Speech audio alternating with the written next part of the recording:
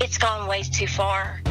The worst moments of their lives used to taunt, diminish, and demonize. This is a form of abuse. It is a form of trauma. The family of Shanann Watts begs for an end to the constant harassment online. Just stop. Please just stop. But how do you hold the faceless accountable? Lawmakers, social media sites, and YouTube personalities weigh in as we go to 360.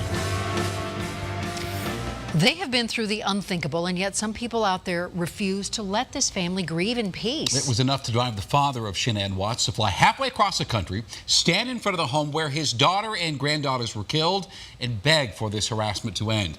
Months after Chris Watts was sentenced to life in prison, the family is still being mocked, ridiculed, even threatened. Shanann Watts murdered in cold blood in her own bed, blamed by online commentators as the true killer of her children. And this is enough to make anyone sick, especially since there is no clear-cut way to stop that cyberbullying, at least not right now. Tonight, Denver 7's Liz Gilardi is going 360 and asking if it's time for that to change. Just stop. Please just stop. A plea directed at online bullies. We just try to ignore it, but sometimes you just can't ignore it. Frank Rzucek said he feels like this was the only option to defend his family. In an attempt to quiet the trolls, he also asked Congress and social media companies to step in.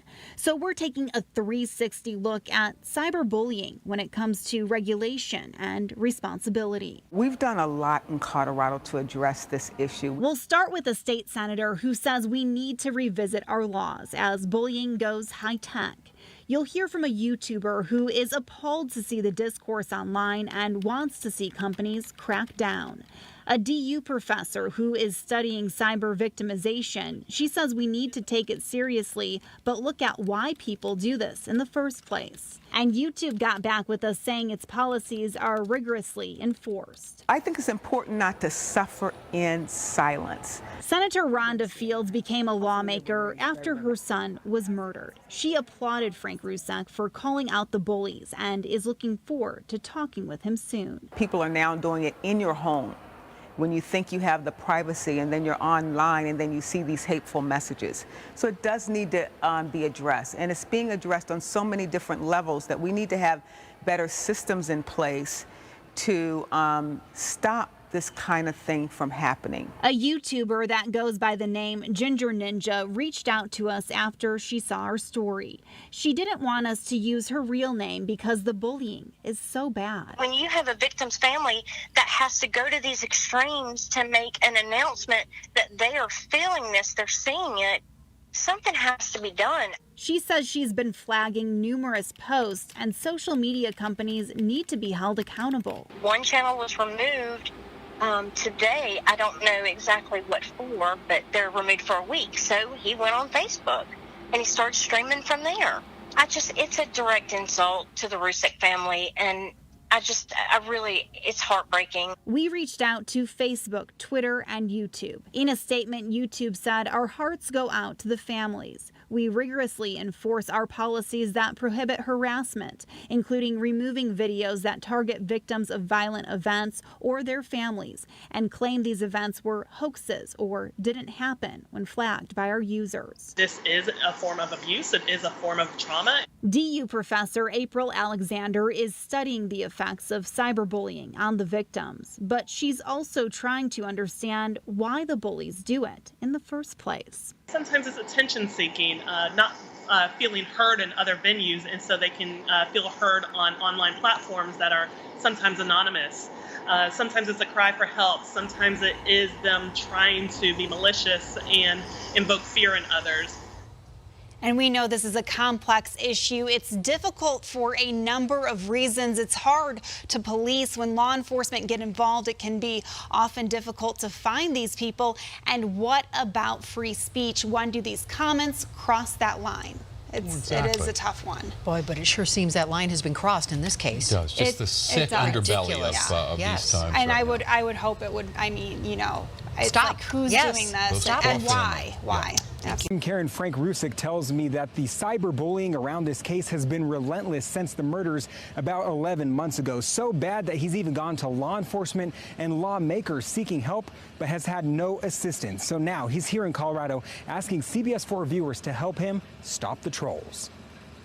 I can't possibly describe how painful the last 11 months have been. How does one cope with the murders of their child and grandchildren? Just dealing with this type of tragedy is more than a family should bear. Almost 1 year has passed since Chris Watts murdered his pregnant wife in their Frederick home, later killing his own daughters Bella and Cece as well.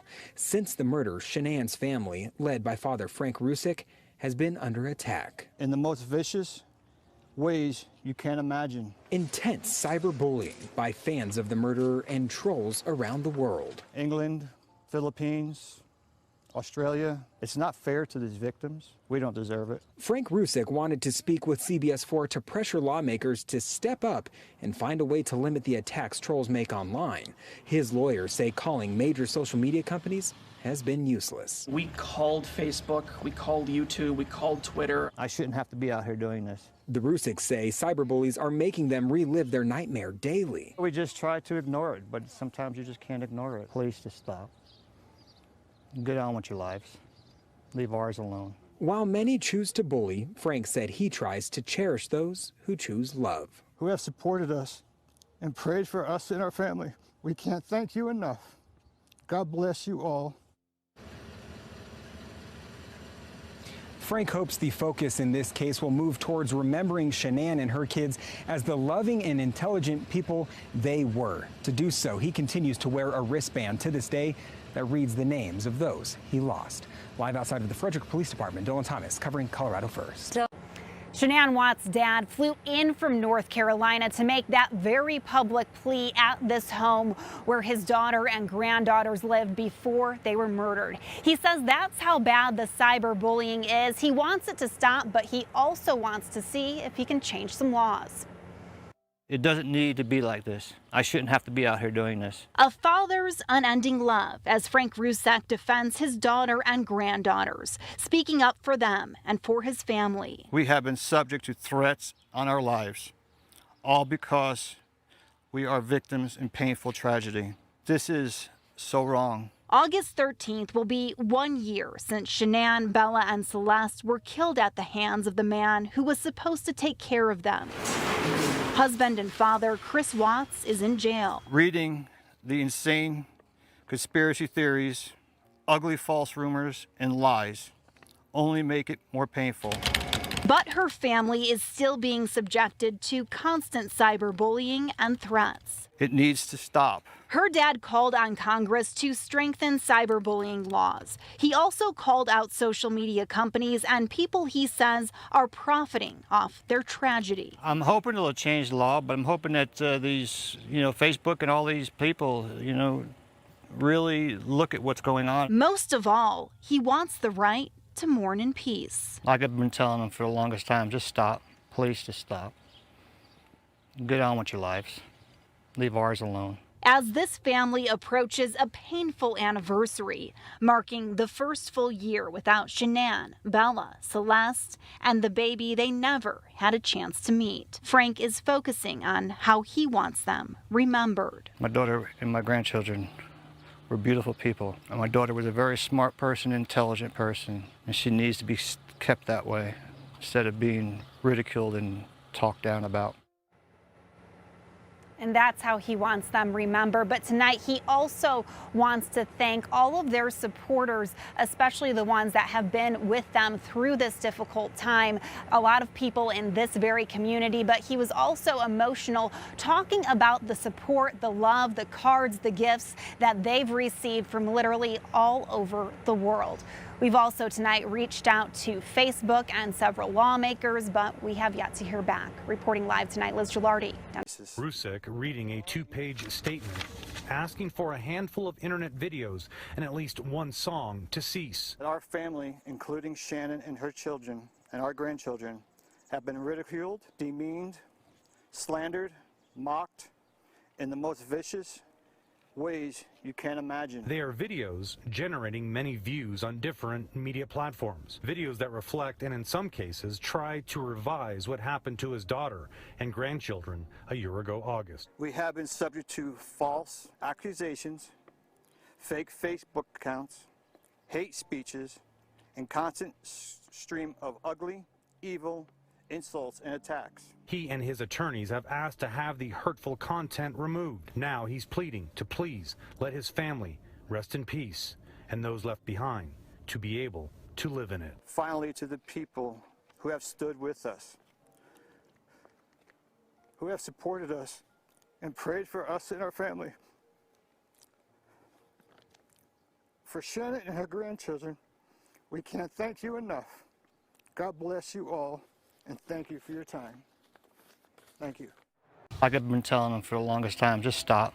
Please just stop. Get on with your lives. Leave ours alone. You know, we can't grieve. It's just a nonstop thing.